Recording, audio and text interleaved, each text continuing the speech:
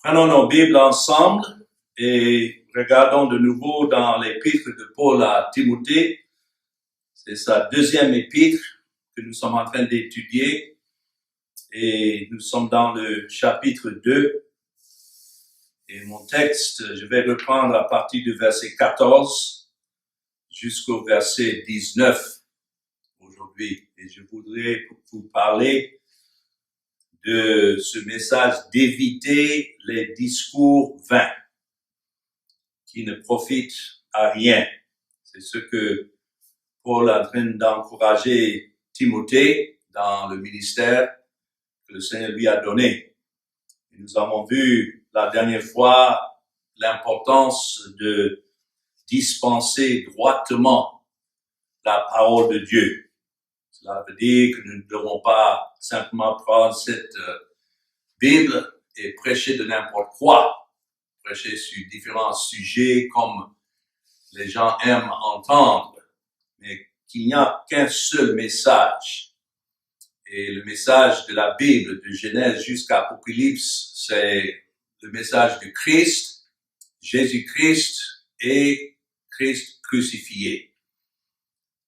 Il y a beaucoup qui se moquent de cela. Ils disent non, mais il y a beaucoup d'autres choses dans la Bible qu'il nous faut pour la vie pratique.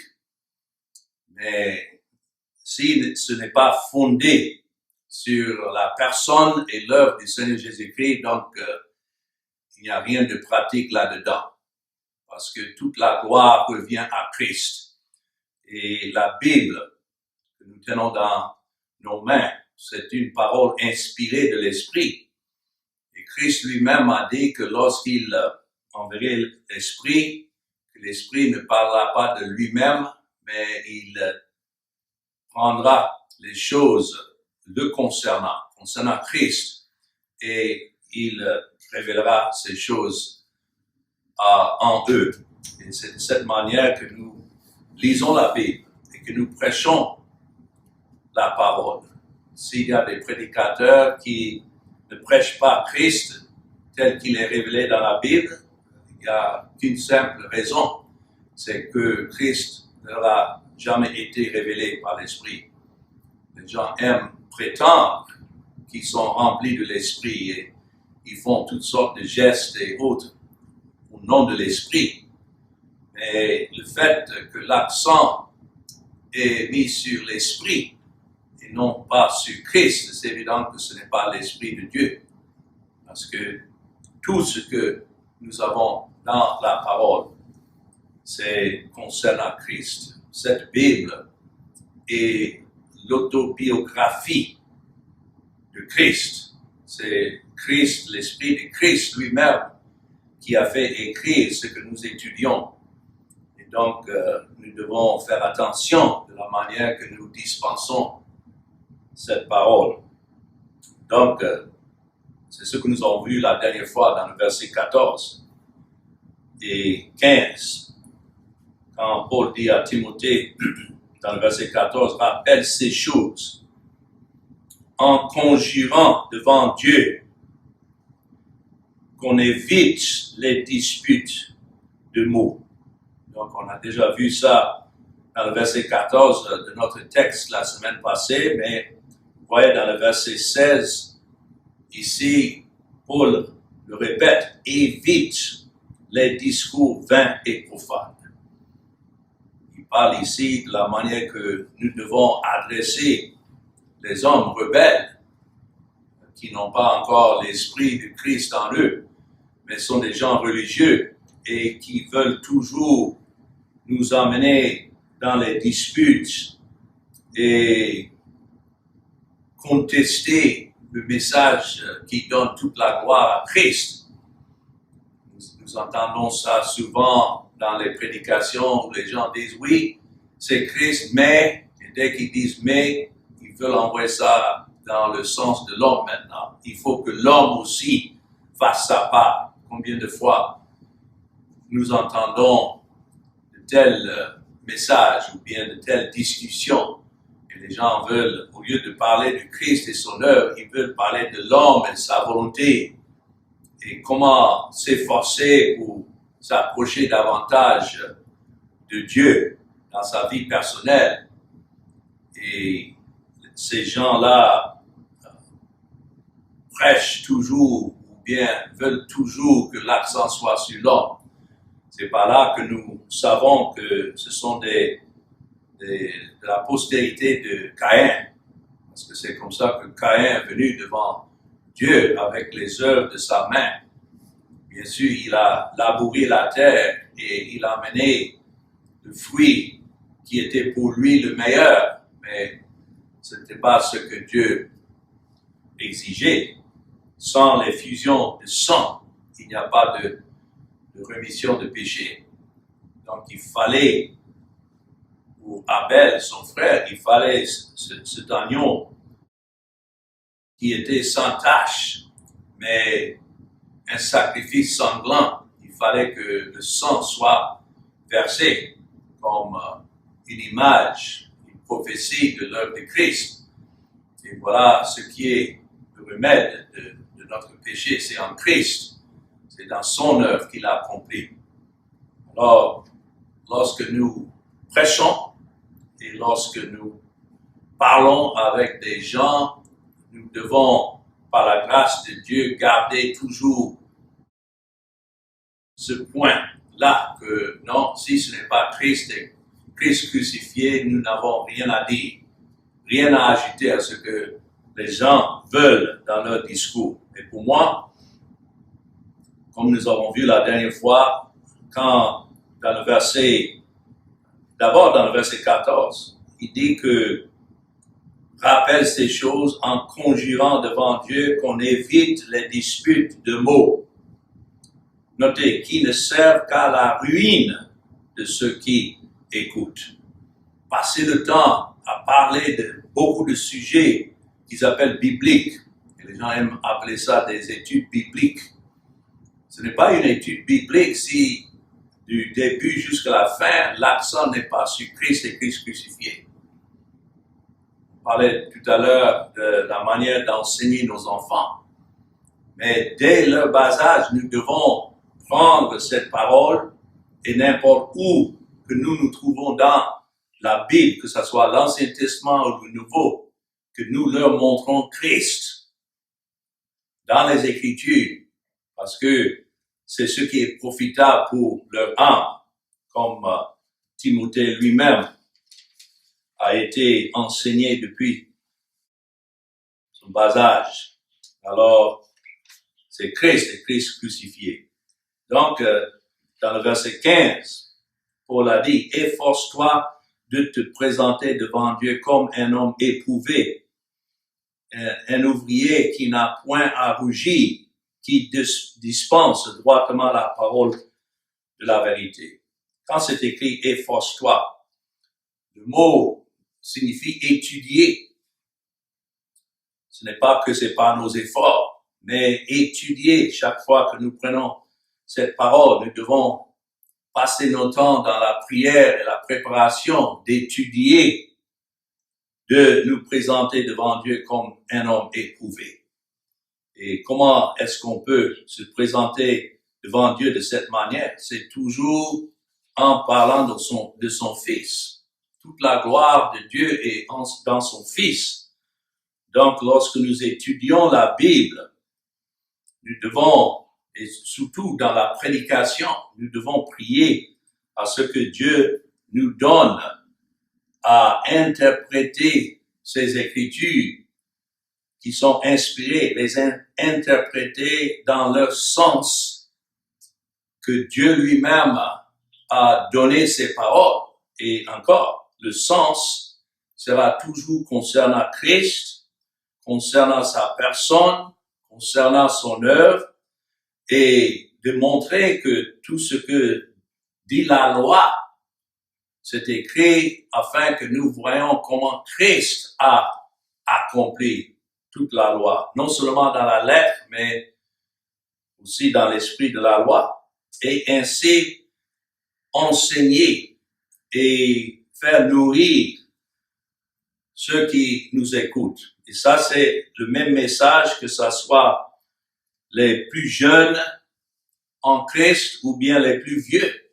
n'y a pas un message. Je sais que aujourd'hui, avec des programmes dans les assemblées, on a un programme pour les petits, on a un programme pour les jeunes, on a un programme pour les femmes, on a un programme pour les hommes, comme si l'Église est divisée. Non, que ce soit les plus jeunes jusqu'aux plus vieux, c'est le même message, c'est la même nourriture. C'est Christ, c'est lui qui est le pain de vie, c'est lui qui est l'eau vivante. Et nous devons nous nourrir de lui à chaque occasion. Voilà comment nous devons dispenser et correctement, droitement la parole de la vérité. Nous avons vu la dernière fois dans le verset 15 que le mot droitement, c'est parce que Paul était un faiseur de tentes. Donc quand il coupait les peaux pour faire les tentes, il était en train de couper d'une manière droite, afin que tout soit dans l'ordre. Et c'est ça le sens de ce mot, dispenser droitement. Et faisant cela, nous serons des ouvriers qui n'ont point à rougir, parce que toute la gloire revient à Christ. Il y a quelques passages qu'on peut regarder pour voir que c'est en effet le message de la Bible. Par exemple, dans 2 Pierre, et le chapitre 1, et les versets 20 et 21, c'est écrit, sachant, 2 Pierre 1, 20, sachant tout d'abord vous-même qu'aucune prophétie de l'Écriture ne peut être un objet d'interprétation particulière ou bien personnelle. Voilà le sens. Combien de gens prennent cette parole aujourd'hui pour chercher une application personnelle? Et Pierre dit ici clairement qu'aucune prophétie, toutes les Écritures sont la prophétie. C'est ce que Dieu a révélé concernant lui-même. Mais aucune prophétie ne peut être un objet d'interprétation particulière ou personnelle. Nous ne devons pas chercher dans la Bible pour savoir ce que la Bible a à dire concernant nous-mêmes. Non? C'est écrit, verset 21, car ce n'est pas par une volonté d'homme qu'une prophétie a jamais été apportée, mais c'est poussé par le Saint-Esprit que des hommes ont parlé de la part de qui? De Dieu. Voilà l'interprétation correcte. Voilà comment nous dispensons droitement cette parole en donnant à Dieu toute la gloire. Et nous savons que toute la gloire à Dieu, c'est à travers son Fils, le Seigneur Jésus-Christ. Dans Actes chapitre 10, il y a plusieurs passages, je voudrais simplement vous montrer, qui doit nous diriger de la manière que nous dispensons cette parole. Dans Actes chapitre 10, à partir du verset 43, notez bien, ici il s'agit de l'Ancien Testament. Vous savez que autant que les apôtres sortaient pour prêcher, le Nouveau Testament n'était pas encore écrit. Donc, ils n'avaient que l'Ancien Testament. Et c'est pourquoi ici c'est écrit tous les prophètes, pas quelques-uns. Il y en a qui disent, ah oui, mais Christ est dans l'Ancien Testament et il est ici ou il est là. Ils aiment certains chapitres qui citent pour dire, ah oui, voilà les prophéties concernant Christ. Mais ici, la clé dans l'interprétation est que tous les prophètes rendent de lui, de Christ, le témoignage que quiconque croit en lui reçoit par son nom le pardon des péchés. Donc, dans l'Ancien Testament, il n'y a qu'un seul message. Et c'est le pardon des péchés à travers Christ. Les gens, en lisant verset 43, ils aiment sauter sur ces mots. Ah, vous voyez, c'est quiconque croit. Mais il y a plusieurs choses ici. D'abord, tous les prophètes rendent de lui le témoignage. On ne peut pas croire en Christ sans que ce témoignage soit révélé à travers les Écritures dans le pécheur. Et que quiconque croit en lui, c'est-à-dire encore, qui croira en Christ, ce n'est pas seulement quiconque croit. Il y a beaucoup qui disent, ah, mais j'ai la foi. Mais en qui? En quoi? La véritable foi a un objet, et c'est le Seigneur Jésus-Christ et son œuvre accomplie. Mais notez aussi, reçoit par son nom. Donc là, même la foi, comme le pardon des péchés, est par son nom. Et recevoir signifie, c'est un don. Donc ça ne vient pas de l'homme. Et le fait de croire, c'est là il faut faire attention de la manière de lire ça. Que quiconque croit en lui, la raison de croire, c'est parce que ce pécheur a déjà reçu par son nom le pardon des péchés. Le pardon des péchés n'est pas dans la croyance. Le pardon des péchés est dans l'œuvre de Christ et sa mort. Donc voilà encore comment nous devons dispenser droitement la parole de Dieu, chaque verset, donnant toute la gloire à Christ et non pas à l'homme. C'est Christ qui est l'auteur du salut. C'est Christ qui a accompli le salut par sa vie parfaite en satisfaisant la justice de Dieu et par sa mort.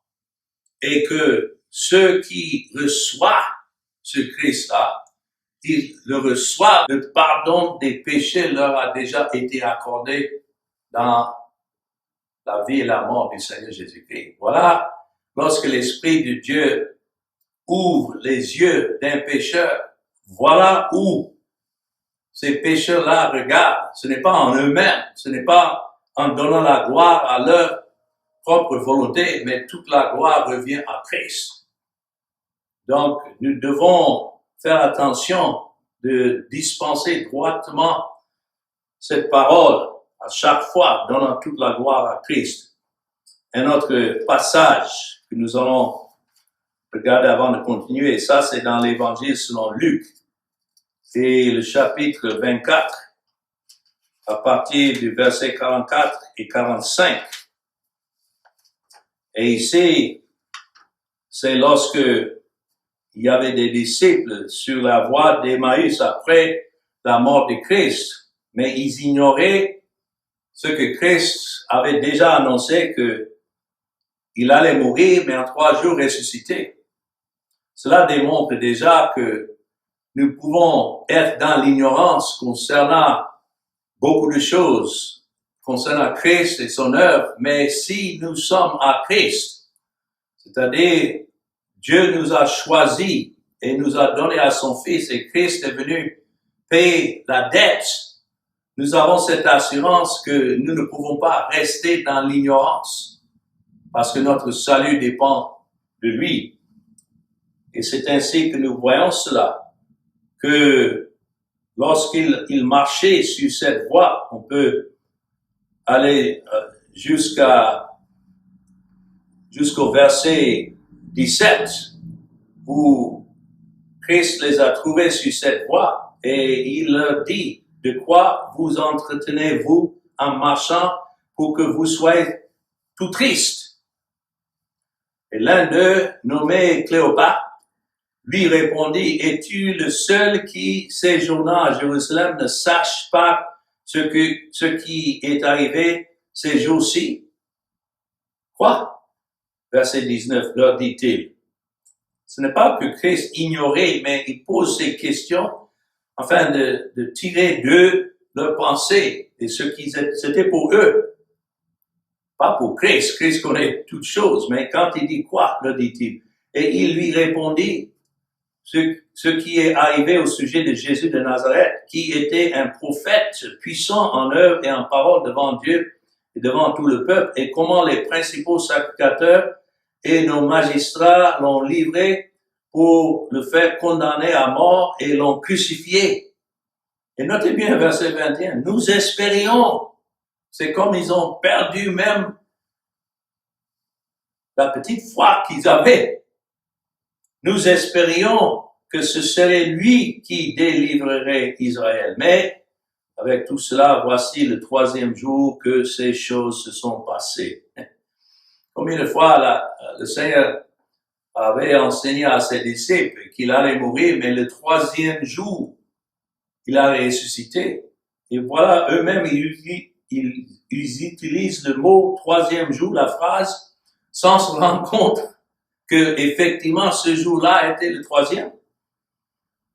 Il est vrai que quelques femmes d'entre nous nous ont fort étonnés, s'étant rendues de grand matin au sépulcre et n'ayant pas trouvé son corps, elles sont venues dire que des anges leur sont apparus et ont annoncé qu'il est vivant. Quelques-uns de ceux qui étaient avec nous sont allés au sépulcre. Ils ont trouvé les choses comme les femmes l'avaient dit, mais lui, ils ne l'ont point vu.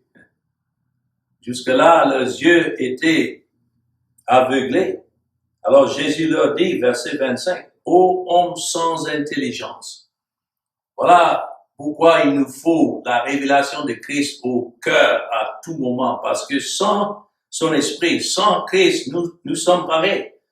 Des hommes et des femmes sans intelligence, et dont le cœur est lent à croire tout ce qu'on dit, quoi, les prophètes. Encore, nous ne devons pas passer notre temps dans des disputes et des discours vains, que tout soit centré sur Christ, qui il est, pourquoi il est venu, ce qu'il a accompli par son œuvre et pour qui il a accompli et où il est maintenant. Voilà les 5 points que nous devons avoir comme base de nos discussions et nos prédications à tout moment. Alors, verset 26, ne fallait-il pas que le Christ souffre ces choses et qu'il entra dans sa gloire? Souvenons-nous encore que le Nouveau Testament, ce que nous sommes en train de lire ici, n'était pas encore écrit. Donc, sur quelle écriture est-ce que Christ se base ici pour instruire et annoncer ces choses? C'est dans l'Ancien Testament. C'est pourquoi verset 27. Et commençant par Moïse et par quoi? Tous les prophètes. Il leur expliqua dans toutes les Écritures ce qui le concernait. Donc voilà la clé. Voilà comment nous devons dispenser droitement cette parole. Et c'est à travers cela que Dieu œuvre pour révéler Christ dans les cœurs de ceux qu'il a choisis. Et c'est ainsi, leurs yeux étant ouverts, ils voient Christ maintenant pas dans un passage particulier ou d'autre, mais dans toutes les Écritures. Comme c'est écrit dans le verset 44 et 45. Lorsqu'il est arrivé chez eux, ils l'ont invité à s'asseoir et manger. Et il a rompu le pain avec eux, comme ils ont vu Christ rompre le pain maintes fois lorsqu'il était avant sa mort, lorsqu'il était avec eux. Puis il leur dit dans le verset 44, c'est là ce que je vous disais lorsque j'étais encore avec vous, qu'il fallait, vous voyez ça, que s'accomplit tout ce qui est écrit, notez, de moi dans la loi. La loi n'a jamais été donnée comme moyen de salut, mais la loi a été donnée pour révéler la sainteté de Dieu, premièrement, de démontrer encore le péché de l'homme face à cette loi, mais aussi d'enlever l'espoir de l'homme et de regarder vers le Christ qui devait venir accomplir cette loi, afin que Dieu soit juste tout en justifiant les pécheurs. Mais notez, c'est écrit, ce qui est écrit de moi dans la loi de Moïse et dans les prophètes et dans les psaumes. C'était comme ça que l'Ancien Testament a été divisé par les Juifs, dans les synagogues, etc., il y avait la loi de Moïse, les 5 premiers livres de la Bible.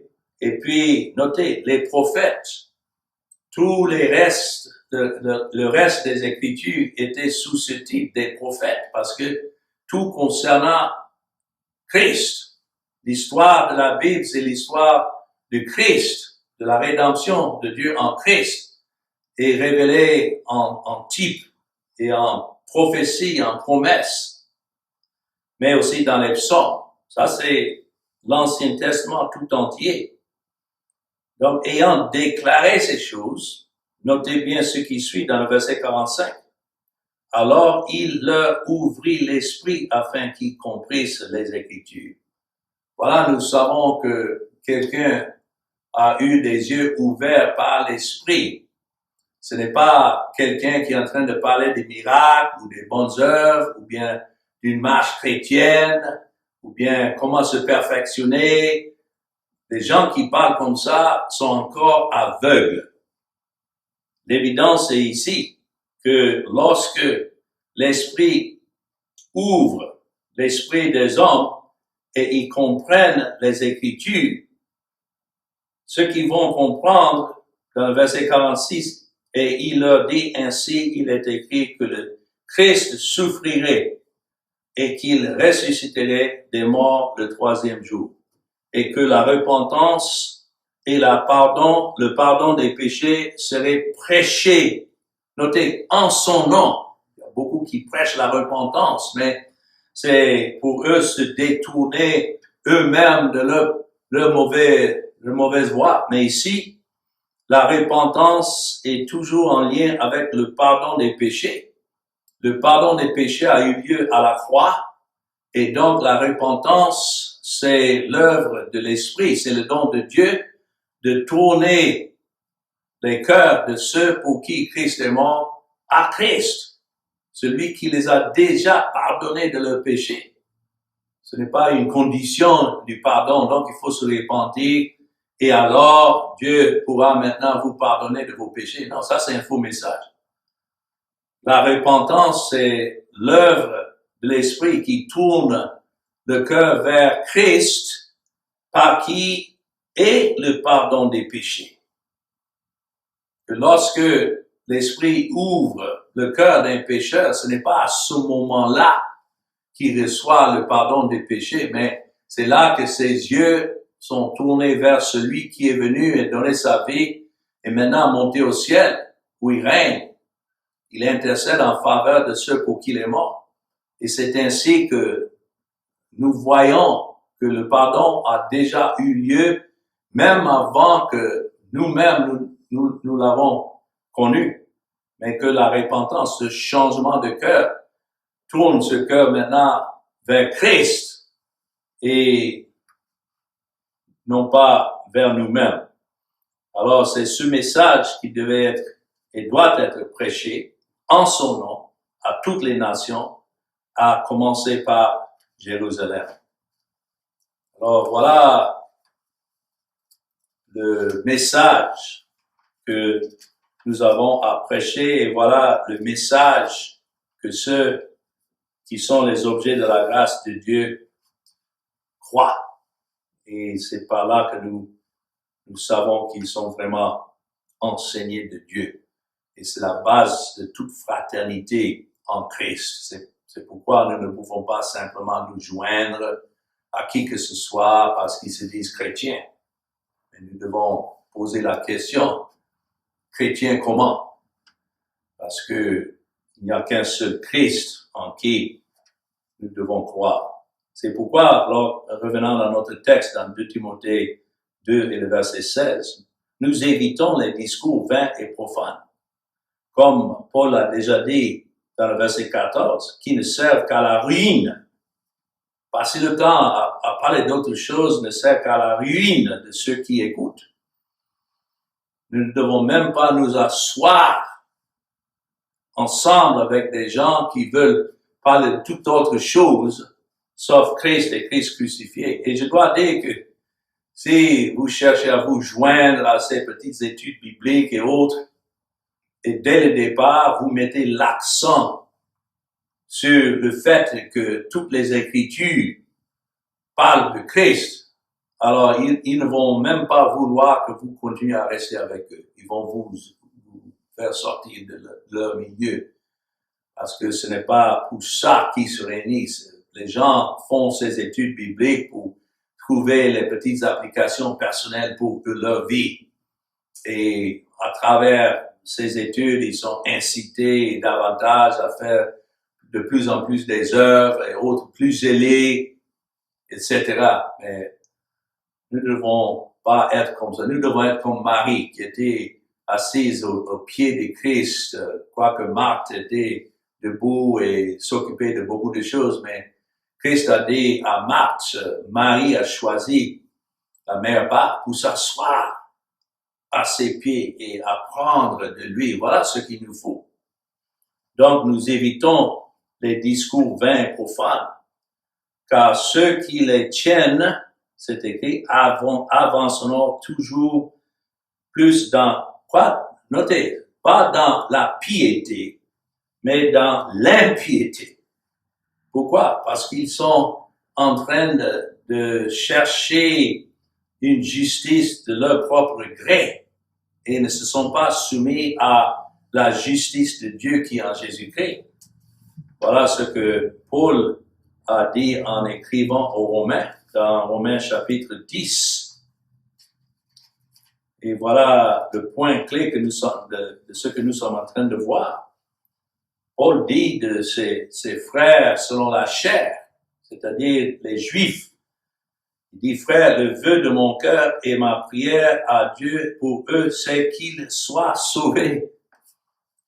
Les gens aiment se vanter d'être sauvés. Mais sur quelle base? Pour eux, c'est la base de leur profession.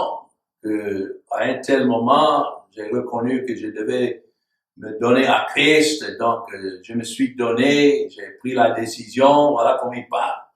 Et ils se croient sauvés. Mais Paul dit directement, ils ne sont pas sauvés. Sa prière, c'est qu'ils soient sauvés. Sauvés comment? C'est-à-dire sauvés de cet aveuglement, délivrés. Le mot sauver là signifie délivrer de cet aveuglement. Et que leurs yeux soient véritablement sur Christ comme la seule justice de Dieu. Et il dit dans le verset 2, et nous pouvons dire ça de beaucoup autour de nous, je leur rends le témoignage qu'ils ont du zèle pour Dieu, mais notez bien, sans intelligence. C'est-à-dire, c'est dans l'aveuglement qu'ils poursuivent à se rapprocher de Dieu. Et pourquoi il dit cela? Verset 3, ne connaissant pas la justice de Dieu, réfléchissons un peu à la justice de Dieu, ce Dieu qui est saint, que nul ne peut s'approcher de lui sans être en Christ. Mais il s'est écrit, ils ne connaissent pas la justice de Dieu. Pour la plupart aujourd'hui qui se disent chrétiens, ils croient qu'une partie appartient à Dieu, mais le reste, ça dépend de nous. Ça, ce n'est pas le message. Si les gens avaient une connaissance de la véritable justice de Dieu, ils allaient voir que leur petite profession ne peut jamais satisfaire à sa justice. Et que sans la médiation du Seigneur Jésus-Christ, sans son sang condamné, mais étant aveugles, ils poursuivent toujours cette voie, cherchant, notez, à établir leur propre justice. Ils ne se sont pas soumis à la justice de Dieu. Comment est-ce que quelqu'un soumet à la justice de Dieu? C'est par l'Esprit de Dieu, le faisant reconnaître qu'il n'y a aucun bien en lui et que seule l'œuvre de Christ a pu satisfaire à cette justice. C'est pourquoi il dit dans le verset 4, car Christ est la fin de la loi pour la justification de tous ceux qui croient. C'est-à-dire, si quelqu'un croit véritablement en Christ, donc, celui-là ne parle plus de ses œuvres, ne parle plus de sa volonté, ne parle plus de ses efforts à satisfaire à la loi de Dieu. Christ est la fin de la loi. C'est-à-dire, ayant accompli cette loi, donc, il n'y a plus rien qui est exigé, sauf d'être en Christ et avoir Christ comme le médiateur pour la justification, pour être justifié, pour être déclaré juste. Et cela pour tous ceux qui croient. Tous ceux qui croient en Christ, c'est parce que Dieu les a déjà justifiés. Lorsque Christ a crié du haut d'une autre voix de la croix, tout est accompli. Voilà le sens. Il ne reste plus rien. Et donc, pour ceux pour qui Christ est mort, il ne reste plus rien à faire. Simplement par l'Esprit de Dieu, de sa grâce, se soumettre à son œuvre. Et voilà toute notre justice, si nous sommes véritablement enseignés de Dieu. Mais ceux qui cherchent d'autres voies et veulent imposer leur propre volonté pour dire que voilà ce qui est important, c'est voilà les discours et ils sont vains et profanes, et ceux qui tiennent à cette doctrine de l'homme ne font que avancer toujours dans l'impiété. Cela veut dire les meilleures œuvres de l'homme ne sont que de l'iniquité. Et notez bien, c'est écrit, leur parole rongera comme la gangrène. Ce mot, c'est comme le mot cancer. C'est une fois entré dans le corps, le cancer prend tout. Ceux qui suivent cette voie, donnant gloire, même une petite partie à l'homme, c'est comme le cancer qui ronge.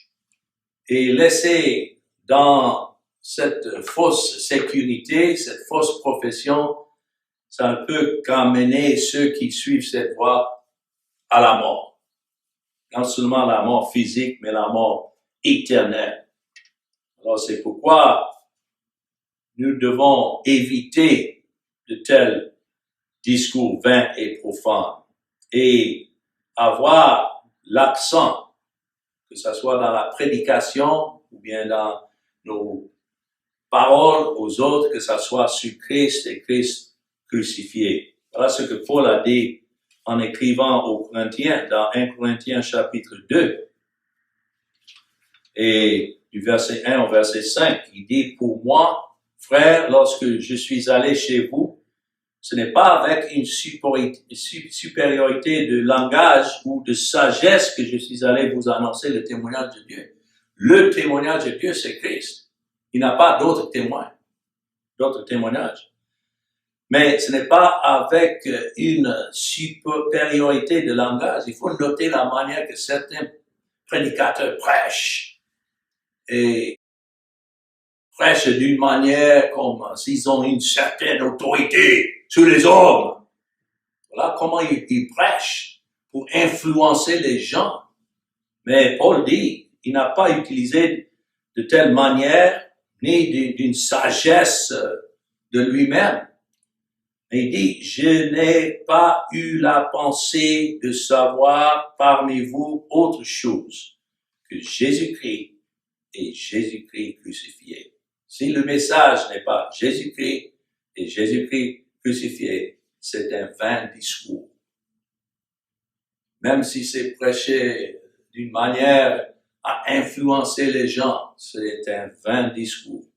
Et il dit, moi-même, j'étais auprès de vous dans un état de faiblesse, de crainte et de grand tremblement. Voilà ce que nous sommes dans cette chair. Nous ne sommes rien.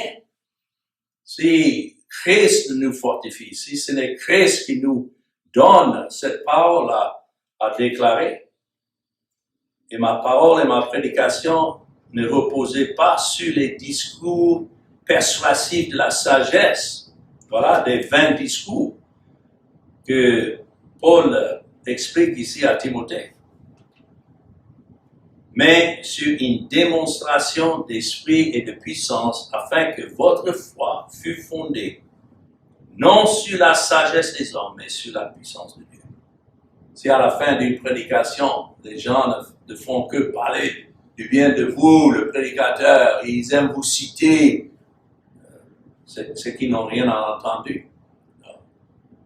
C'est comme Jean-Baptiste déclarait, il faut que Christ soit élevé et que nous soyons abaissés devant lui.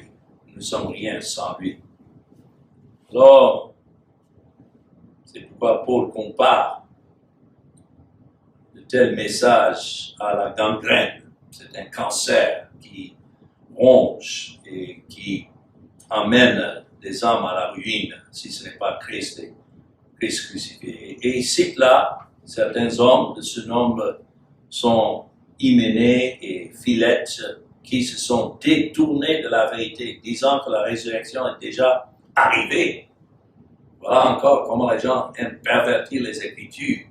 Donc pour eux, ils ont trouvé bien de dire non, la résurrection passée, il ne faut pas s'entendre à une autre résurrection. Et c'est écrit, et qui renverse la foi de quelques-uns. Si c'est une foi de l'homme, basée sur l'intelligence de l'homme, donc ça peut être renversé. Et c'est pourquoi certains suivent peut-être pour un certain temps ce message de Christ, mais après, maintenant, se détournent. Pourquoi ils se sont détournés? Parce qu'ils n'étaient jamais à Christ. Cette foi qu'ils professaient n'était pas la véritable. Autrement, ils ne pouvaient jamais se détourner. Une foi renversée est une fausse foi.